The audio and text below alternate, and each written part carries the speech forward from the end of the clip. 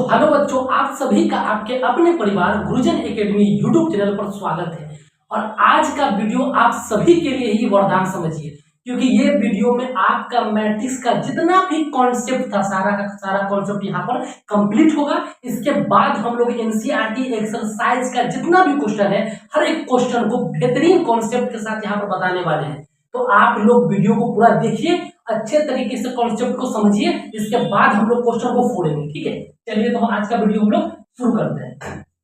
तो हम लोग नेक्स्ट के वीडियो में क्या कहते हैं कि मैट्रिक्स के टाइप के ऊपर बात कर रहे थे कि जो जितना भी टाइप्स था हर एक टाइप के ऊपर बात कर रहे थे, लेकिन इसके बावजूद 2-3 टाइप्स बच गया था। तो आज क्या करेंगे, वो 2-3 टाइप को पहले कंप्लीट करेंगे, इसके बाद एनसीईआरटी क्वेश्चन लगाएंगे। ठीक है, तो आज का जो सबसे पहला नंबर टाइप है, जो आज का सबसे पहला नंबर टाइप है वो है स्केलर मैट्रिक्स।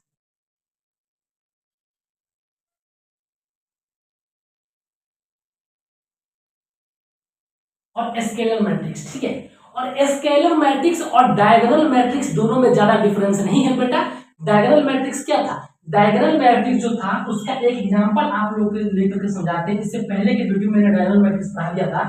डायगोनल में क्या था कि अगर मान लीजिए कि 2 0 0 0 1 0 0 0 3, ठीक है। तो डायगोनल मैट्रिक्स क्या था कि डायगोनल के एलिमेंट को छोड़ करके, जो डायगोनल में एलिमेंट होगा उसको छोड़ करके बाकी का बाकी सब एलिमेंट जीरो होना चाहिए। तो देख लीजिए, ये डायगोनल को छोड़ करके ये भी जीरो है, ये डायगोनल को छोड़ के इसके नीचे भी जीरो है। ठीक है, और इसमें अभी हम और टाइप पढ़ेंगे कि अपर मैट्रिक्स क्या होता है, लोअर मैट्रिक्स क्या होता है, सबके बारे में पढ़ेंगे। लेकिन जो मोस्ट इंपोर्टेंट जो टाइप्स है वो टाइप को पढ़ने के बाद हम लोग क्वेश्चन लगाएंगे। देन जब जैसे ही जो ये चैप्टर कंप्लीट होगा, एक्सरसाइज 3.1 का जो क्वेश्चन कंप्लीट होगा, उसके बाद जो नेक्स्ट टाइप है उसको पढ़ाएंगे। ठीक है, तो डायगोनल मैट्रिक्स क्या होता है कि आपका डायगोनल एलिमेंट को छोड़ करके जो जितने भी एलिमेंट होगा सबका सब क्या होगा, जीरो होगा। तो आपका जो स्केलर मैट्रिक्स है क्या है, वो भी डायगोनल मैट्रिक्स है, लेकिन उसमें क्या होना चाहिए कि diagonal element will be equal. ठीक है, सबका सब डायगोनल एलिमेंट इक्वल होना चाहिए। ठीक है, सबसे पहले इसके डिफिनेशन की हम लोग बात करते हैं। और डायगोनल मैट्रिक्स और डायगोनल मैट्रिक्स और डायगोनल मैट्रिक्स, ठीक है, और diagonal matrix is a scalar matrix is a scalar matrix if diagonal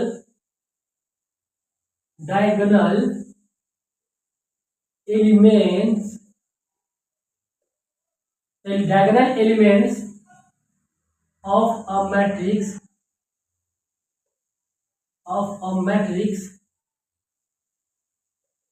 is equal।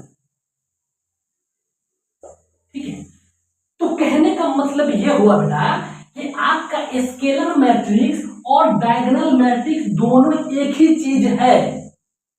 Scalar matrix और डायगोनल मैट्रिक्स दोनों एक ही चीज है, लेकिन डायगोनल मैट्रिक्स में क्या होता है कि डायगोनल एलिमेंट कुछ भी हो सकता है, डायगोनल एलिमेंट कुछ भी हो सकता है, लेकिन डायगोनल को छोड़ करके rest all elements will be zero के इक्वल होगा। ठीक है, लेकिन आपका स्केलर मैट्रिक्स भी डायगोनल मैट्रिक्स के है, लेकिन इसमें क्या होगा कि डायगोनल एलिमेंट सेम होना चाहिए। जैसे मैं यहाँ पर 3x3 का मैट्रिक्स ले रहा हूँ, ठीक है, जैसे वहां पर 1 होगा, यहाँ पर 2 ले लीजिए, 2 0 0 0 2 0 0 0 2।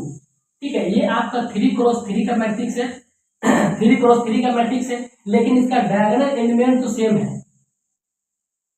ठीक है, डायगोनल एलिमेंट तो सेम है, लेकिन इसके बाद आपका अपर जो जितना है, जो लोअर जीरो है, और अपर भी मैट्रिक्स से क्या है, जीरो है। लेकिन ये सेम डायगोनल, ये क्या है आपका कि डायगोनल मैट्रिक्स की ही तरह है, लेकिन इसमें क्या हो गया कि आपका, लेकिन डायगोनल एलिमेंट इसमें इक्वल है, इसमें डायगोनल एलिमेंट्स इक्वल होना कोई जरूरी नहीं है। ठीक है, तो वो क्या होगा, आपका स्केलर मैट्रिक्स होगा। स्केलर मैट्रिक्स में याद रख लीजिए क्या होना चाहिए बेटा कि डायगोनल एलिमेंट सेम होना चाहिए। ये डायगोनल एलिमेंट्स का एग्जांपल है, इसको आप लोग अच्छे तरीके से लिखेंगे, क्योंकि हर एक टाइप का इस्तेमाल आपका क्वेश्चन बनाने में होगा। अगर टाइप को नहीं समझेंगे, उसको नहीं लिखेंगे, तो इसका कुछ मतलब बनता नहीं है। सिर्फ वीडियो देख लेने से आप विद्वान नहीं बनने वाले हैं, और न एग्जाम पास कर पाएंगे और न जिंदगी में कुछ कर पाएंगे। तो सबसे पहला काम, दिमाग को कंसंट्रेट बना करके आप चीजों को समझिए, इसके बाद उसको अच्छे तरीके से नोट डाउन करिए, उसके बाद क्वेश्चन पढ़ाएंगे। क्योंकि किसी भी कॉन्सेप्ट को समझने के बाद जब हम लिखने का प्रक्रिया शुरू करते हैं ना, तो बहुत सारा उसमें हम लोग को कंफ्यूजन क्रिएट होता है, और वहां पर हम लोग उस चीज को क्लियर करते हैं। इसीलिए पढ़ने के साथ साथ, समझने के साथ साथ लिखना भी उतना ही इंपॉर्टेंट है जितना आपका जिंदगी इंपॉर्टेंट है। समझ गए ना बेटा? तो ये आपका स्केलर मैट्रिक्स था। इसके बाद जो हम लोग टाइप पढ़ने वाले हैं, वो टाइप समझ लीजिए पूरा मैट्रिक्स का जाल है। ठीक, उसके बिना मैट्रिक्स आप नहीं बना सकते, वो मैट्रिक्स का जाल है। ठीक है, उस टाइप के ऊपर हम लोग आते हैं, तो इसको हम लोग हटा रहे हैं। लेकिन आपका अच्छे तरीके से कॉन्सेंट्रेटर बना के जो समझ लिए होंगे, तो इसको आप लोग लिख भी लीजिए। ठीक है, इसको आप लोग लिख भी लीजिए। इसके बाद हम लोग सेकेंड टाइप के ऊपर बात करते हैं कि सेकेंड टाइप है क्या। ठीक है, नेक्स्ट अगला टाइप हम लोग पढ़ेंगे। तो आप सभी से ये निवेदन है कि अगर आप लोगों को वीडियो लगता है कि देखने से आप लोग का एग्जाम अच्छा जाएगा, आपको अच्छा मार्क्स आएगा, और बिल्कुल आएगा, आपको इस बात की गारंटी मैं दे रहा हूं, तो चैनल को सब्सक्राइब करना नहीं भूले और इसको शेयर करना नहीं भूले। और इसके साथ साथ अगर आप चाहते हैं कि आपको पर डे आपको क्वेश्चन मिले बनाने के लिए, और आपका और अच्छा बेहतर मैथ्स हो, तो इसके लिए आपको गुरुजन एकेडमी का टेलीग्राम चैनल ज्वाइन करना होगा बेटा। ठीक है, चलिए तो हम लोग नेक्स्ट टाइप के ऊपर आते हैं, जिसको हम लोग बोलते हैं identity matrix. Identity matrix, identity matrix. और ये ना बेटा, ये मैट्रिक्स का क्या है? हार्ट है। हार्ट बोल लो, किडनी बोल लो, लीवर बोल लो, अतरी बोल लो, कचौड़ी बोल लो, जो बोलना बोल लो, ये आपका मैट्रिक्स का एकदम जान है, आइडेंटिटी मैट्रिक्स। इसका सबसे पहले हम एग्जांपल लेते हैं, उससे समझेंगे। जैसे कोई मैट्रिक्स ए है, ठीक है, मैट्रिक्स ए है, और मैट्रिक्स जो है आपका 3x3 का मैट्रिक्स है। ठीक है, 1 0 0 0 1 0 0 0 1। ठीक है, अगर मान लीजिए कि किसी भी मैट्रिक्स में डायगोनल एलिमेंट 1, कितना? 1, एक डायगोनल एलिमेंट 1 होना चाहिए, और अदर जितना भी एलिमेंट है सब 0 होना चाहिए। जैसे यहां पर देख लीजिए, ये डायगोनल है, ये डायगोनल मैट्रिक्स आप लोग को पढ़ा भी चुके हैं टाइप, ये डायगोनल है, और डायगोनल एलिमेंट क्या है? 1 है। ठीक है, यहाँ भी 1 है, यहाँ भी 1 है, यहाँ भी 1 है, बाकी रेस्ट क्या है? 0 है। ठीक है, तो ये क्या कहलाएगा? आइडेंटिटी मैट्रिक्स, जिसको हम लोग डिनोट करेंगे आई से। और ये आई का इस्तेमाल करके आपका मैट्रिक्स में इतना बेहतरीन क्वेश्चन बनता है ना बेटा, ये क्या बोल ही नहीं सकती है। और ये आपका बोर्ड तक ही सीमित नहीं है, ये आइडेंटिटी मैट्रिक्स। अच्छा, मैट्रिक्स ये आपका कॉम्पिटिटिव एग्जामिनेशन IIT JEE में इसके बेस्ट क्वेश्चन आपको देखने को मिलेगा ही मिलेगा। ठीक है, तो ये था आपका आइडेंटिटी मैट्रिक्स। आइडेंटिटी मैट्रिक्स किसको बोलते हैं? कि डायगोनल एलिमेंट क्या होना चाहिए? 1 होना चाहिए, 1 1 1 होना चाहिए, रेस्ट ऑल एलिमेंट 0 होना चाहिए। ये 3x3 का मैट्रिक्स था। अगर 2x2 मैट्रिक्स का अगर एग्जांपल देना चाहें, तो A = क्या हो जाएगा बेटा? 1, ये 0, ये 0, ये 1। ठीक है, ठीक है, आपका डायगोनल एलिमेंट क्या है? 1 है। ये आपका 2x2 का मैट्रिक्स है। ठीक है, कोई दिक्कत तो नहीं हो रहा होगा आप लोग को। क्या हम लोग ऑर्डर ऑफ मैट्रिक्स के बारे में पढ़ लिए हैं, ठीक है, एलिमेंट्स के बारे में पढ़ लिए हैं हम लोग। जितना टाइप्स था, जो एक्सरसाइज 3.1 का क्वेश्चन में बनाने में दिक्कत नहीं हो, हर एक टाइप को पढ़ चुके हैं। इसके बाद हम लोग क्या करेंगे कि क्वेश्चन के ऊपर आएंगे और क्वेश्चन को फोड़ेंगे। ठीक है, और एक्सरसाइज 3.1 को पूरा रौंद देंगे। समझ गए ना? चलिए इसको हटा करके हम लोग क्वेश्चन को पढ़ाते हैं। तो मैट्रिक्स का जितना भी टाइप था, जितना भी कॉन्सेप्ट था, जो पढ़ने से हमारा एक्सरसाइज 3.1 का क्वेश्चन बनाने में दिक्कत नहीं होगा, हर एक कॉन्सेप्ट को हम लोग अच्छे तरीके से रौंद दिए हैं। इसके बाद अब बारी है क्वेश्चन को रौंदने का। तो एक्सरसाइज का सबसे पहला ही क्वेश्चन था कि मैट्रिक्स A = 2 5 19 -17 35 -2 5/2 12 √3 1 -5 और 17। ये आपका मैट्रिक्स गिवन है। इस मैट्रिक्स में एलिमेंट भी गिवन है और इसमें क्या पूछा गया है कि ऑर्डर ऑफ मैट्रिक्स बताइए। सेकेंड नंबर क्वेश्चन पूछा है कि द नंबर ऑफ एलिमेंट्स बताइए। और थर्ड नंबर जो क्वेश्चन पूछा है, जो मोस्ट इंपोर्टेंट क्वेश्चन पूछा है कि आप राइट द एलिमेंट A13 की वैल्यू लिखिए, A21 की वैल्यू लिखिए, A33 की वैल्यू लिखिए, A24 की वैल्यू लिखिए और A23 की वैल्यू लिखिए। ठीक है, ये क्वेश्चन है। चलिए क्वेश्चन का हम लोग सोल्यूशन करते हैं। Solution question number 1। अब बोला है कि ऑर्डर ऑफ मैट्रिक्स। तो बेटा एक बात समझिए, अगर आप इससे पहले वाला वीडियो नहीं देखे हैं तो जा करके आप लोग वीडियो को पहले देखिए, क्योंकि वहां पर हमने बताया था कि ऑर्डर कैसे फाइंड करते हैं। ठीक है, लेकिन अगर नहीं वीडियो देखे फिर भी चिंता वाली बात नहीं है, पहले यहां समझ लीजिए फिर वीडियो जाकर के आप लोग देखेंगे। तो ऑर्डर ऑफ मैट्रिक्स निकालने के लिए सबसे पहले हमें रो और कॉलम को फाइंड करना पड़ता है, देन हम लोग ऑर्डर ऑफ मैट्रिक्स बता पाते हैं। अब देख लीजिए, ये क्या है, ये रो में है, ये सारा का सारा रो में गिवन है। देखिए ये एक रो में गिवन है, जिसको हम लोग बोलेंगे R1। ये दूसरा रो में गिवन है, ठीक है, ये दूसरा रो है, इसको हम लोग बोलेंगे R2। ठीक है, ये तीसरा रो है, इसको हम लोग बोलेंगे R3। और आपको रो कॉलम याद करने का तरीका मैंने बताया था। क्या बताया था? एलिमेंट ऐसे है तो क्या है, परिरेखा। एलिमेंट ऐसे है तो खड़ी रेखा, परिरेखा खड़ी रेखा, परिरेखा खड़ी रेखा, मतलब रो कॉलम। ठीक है, ये सब का सब इस तरीके से पहला रो, सेकेंड रो, थर्ड रो। आप कॉलम की बात करेंगे तो देखिए ये एक ऐसा खड़ा हुआ है, एक कॉलम, ये सेकेंड कॉलम, ये आपका थर्ड कॉलम, ये आपका फोर्थ कॉलम, मतलब ये C1, ये C2, ये C3, ये C4। तो बेटा अब यहां से एक बात आप लोगों को पता चल गया होगा कि इस जो गिवन मैट्रिक्स है, इस गिवन मैट्रिक्स में रो की संख्या कितनी है, तो 3 है। एक रो, सेकेंड रो, थर्ड रो। लेकिन कॉलम की संख्या कितनी है, तो कॉलम भी आप लोगों को पता चल गया होगा, column C1, C2, C3, C4। समझ में आ गया? समझ में आया कि नहीं आया? बिल्कुल आ गया होगा आप लोगों को। तो इसमें बेटा मैट्रिक्स में रो की संख्या कितनी है, रो की संख्या कितनी है, तो रो की संख्या है आपको 3। और अगर कॉलम की संख्या पूछे, कॉलम की संख्या कितनी है, तो कॉलम है आपका 4। तो ऑर्डर ऑफ मैट्रिक्स निकालने के लिए जो कंसेप्ट है ना बेटा, वो है आपका कि ऑर्डर ऑफ मैट्रिक्स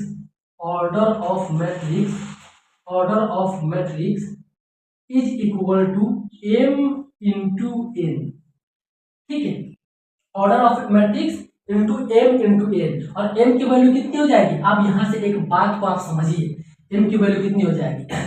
तो अगर मान लीजिए कि m इंटू n, इसी फॉर्मेट को लेके चलना है, क्योंकि अगर आप मान लीजिए कि m और n की जगह पर तो कुछ भी वेरिएबल ले सकते हैं, डजंट मैटर, लेकिन एक ही कंसेप्ट को पकड़ के चलना है कि आपको कोई भी क्वेश्चन में परेशानी नहीं है, आपको कंफ्यूजन क्रिएट नहीं करना है।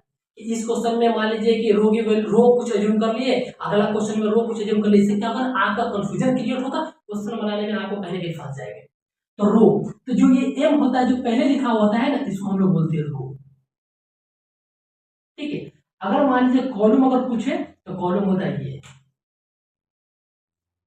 ठीक है, जो पहले लिखा होगा रो, जो बाद में लिखा होगा कॉलम। यहाँ पर ये रो है, ये कॉलम है। रो की वैल्यू कितनी निकाले, 3 इंटू, और एन कॉलम की वैल्यू 4, मतलब ये आपका 3 इंटू 4 मल्टीप्लाई 12 मत लिख देंगे। ठीक है, ऑर्डर पूछेगा ना बेटा, तो ऑर्डर बोलेंगे कि 3 इंटू 4 की मैट्रिक्स है। ठीक है, तो यहाँ पर इसको ऑर्डर को इस तरीके से लिखते हैं, 3 इंटू 4, मतलब ये 3 इंटू 4 की मैट्रिक्स था।